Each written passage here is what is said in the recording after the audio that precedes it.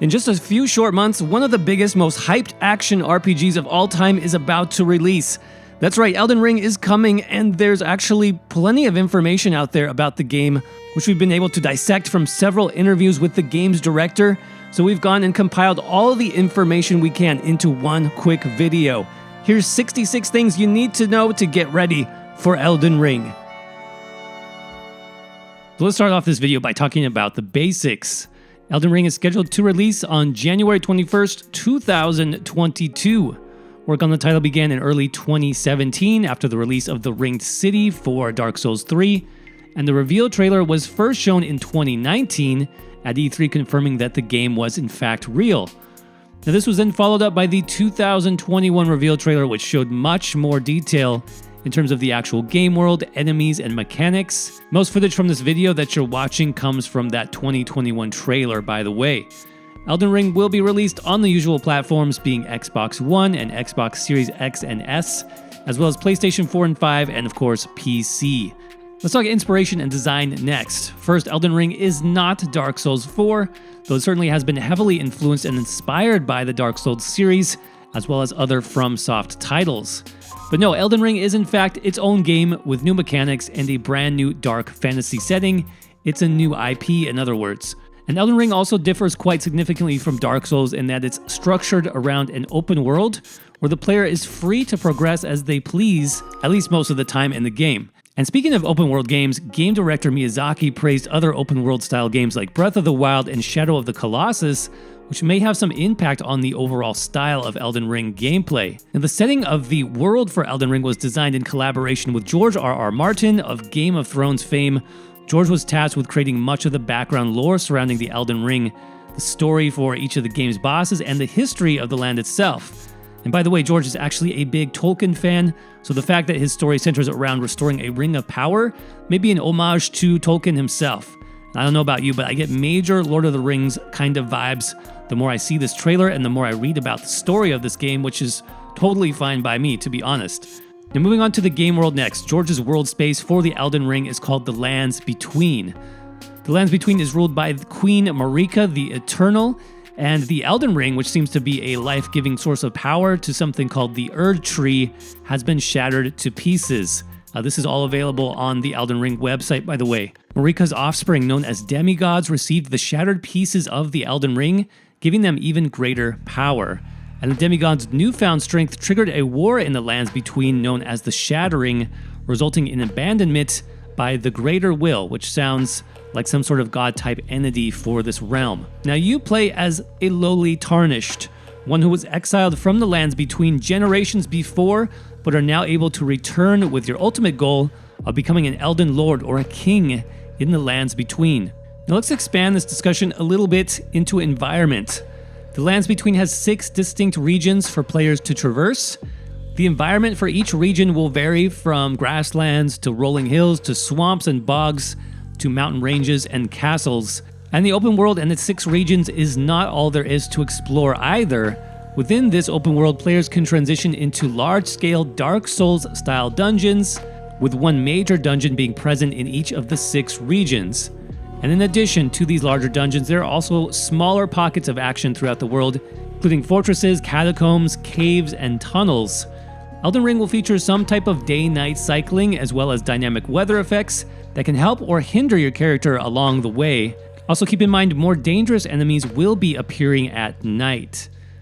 And if you're worried about getting lost, there is an overworld map to help you stay on track in the Lands Between, but the larger dungeons themselves will not have a map available. Most of the open world will be explorable at the start to encourage exploration, though there may be a few barriers in place for our character. Now, there of course will be interactable NPCs in Elden Ring who may give you quests and either move the story along either for your benefit or for your detriment. There will be towns and other settlements with characters, but they will be sparsely populated when compared to something like Breath of the Wild or Skyrim. Again, the focus of this game, even though it's open world setting, it's definitely not going to be dialogue or spending time in towns. It's on the environmental design, the customization, and of course the combat. Now, there will be a central hub sort of town, not available right away, but eventually unlocked for the character. And by the way, you can fast travel if you want to. No word yet on if there is any cost associated with that. Finally, you will have access to a ghostly horse-type creature to help you traverse the lands between faster and more efficiently. The horse seems to be summoned directly to your side somehow, and your mount can also help you find hard-to-reach places with the addition of jump pads located throughout the world space. Let's talk about customization next, which I'm super excited for. There undoubtedly will be tons of ways to customize your Tarnished during their journey in the lands between. One of your first early choices will be that of your class. I know I don't have any real specifics on this yet, other than there seems to be about 10 different class options according to Miyazaki. From there, you'll have the usual options for weapons, armor, and magic. And a new addition to character customization for Elden Ring and build diversity will be completely customizable skills or a combat arts type of system. Basically, you can think of these as specific movements like, let's say, a low slash or a lunge or a dash attack. We saw certain types of these in the trailer already. Now, weapons and specific skills or the weapon arts can be combined to form interesting combat combinations, and there are around 100 of these skills in total. Arts and magic can be bought in shops, they can be learned from NPCs, or they can also be discovered through exploration. Now, another interesting addition to Elden Ring is going to be the appearance of spirit companions in the game. These are described as tamed enemy spirits that players can summon to fight for them. This was shown off in the trailer as well. Miyazaki gave several examples of these spirits, including a spirit-type archer that can help you with range damage, or a shield knight kind of spirit that can maybe take some damage for you, as well as maybe some less useful options that he liked just for the camaraderie of having a companion with him. There's also this owl or hawk type of spirit that's been shown in other screenshots, but overall this is going to be a major component of the game. We also know that spirits can be improved over time, and they basically function similar to other progression elements like weapons, armor, or magic, and they are basically just equipped to your character. Now, we have lots of gameplay elements to talk about as well. For example, we know there is going to be a non-linear main quest. The quest will involve defeating the 6 demigods that we mentioned before, one from each of the 6 regions in the land between. Miyazaki mentioned there are multiple ways to defeat each boss in the game, and that players could choose not to fight some bosses if they want and still progress that main story. Now, due to the open world nature of the game, player exploration will obviously be encouraged, and this type of exploration was mentioned as one way to tackle more difficult bosses, basically upgrading your character over time with more powerful gear and abilities. In addition to that, another option will be a sneak mechanic, as we saw also in the trailer. So again, you can choose to sneak around and completely bypass some encounters, or choose to sneak into combat for maybe some bonus backstab damage. Overall, combat will be similar to the Dark Souls franchise with a few updates here and there. One of these is now the inclusion of a basic jump ability. Jumping in Elden Ring can be used to empower certain attacks for your Tarnished, but also to avoid enemy attacks like a sweeping low slash, which is pretty cool. Jumping, of course, will also be tied into exploration, and will certainly be a factor in giving you access to some secret and unexplored areas. Fall damage will be present in Elden Ring, though it's said to be greatly reduced compared to other games in order to encourage further exploration, and Elden Ring will also feature a stamina bar, though it will be less restrictive than in previous FromSoft games. Now, we don't have an official word on bonfires yet, but they seem to be making a comeback in Elden Ring, at least based on some of the video and screenshots that we have access to.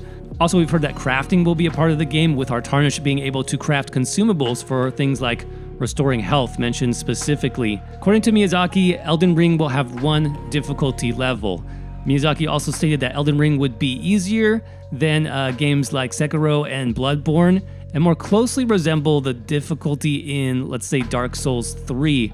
But keep in mind that with the open world aspect thrown into Elden Ring, we'll be able to improve our characters greatly if needed to defeat a specific boss. Again, through exploration and upgrading our character. Elden Ring also introduces mounted combat for the first time, which sounds like it may be fairly basic, like an initial encounter with an enemy, where you engage while you're on your mount, but then later dismount to finish the fight. There may also be a few bosses, such as this large dragon type, which require the greater mobility of a mounted Tarnished in order to survive or dodge specific mechanics. Finally, Elden Ring will feature multiple endings, though we don't know quite how many there will be as of yet. Let's finish this up by talking about multiplayer in Elden Ring, because yes, multiplayer is confirmed. First, we have confirmed co-op. Actually, this is something Miyazaki mentioned was going to be a strategy to take on harder bosses in the game. Simply bring a friend with you for co-op. The only limitation as far as open world multiplayer seems to be that your mount is disabled, so there is that. There, of course, will also be PvP, dueling. This has been confirmed in other interviews. And there will also be that type of asynchronous communication. For example, bloodstains and messages. Those will be making an appearance in Elden Ring as well. And this will be further impacted by the creation of some type of online grouping system within the game world. You know that groups can be formed with something like an invite code or a keyword. And apparently there's no size limit to these groups in Elden Ring, so you can communicate asynchronously with as many players as you want. And there you go, all 66 things you need to know to get ready for Elden Ring's release in just a few months. What did you guys think? Anything new or interesting that stands out to you? And if you're looking forward to this game too, let us know in the comments section. Also, we are a brand new channel, so if you got any value from this video at all and you want to see more, make sure to like this one and subscribe for more RPG news, guides, and builds for the world's biggest games. Speaking of which, we do have a website with an expanding Elden Ring wiki. Make sure to check us out at rpgdojo.com. And thank you all for watching. We'll see you around in the next video.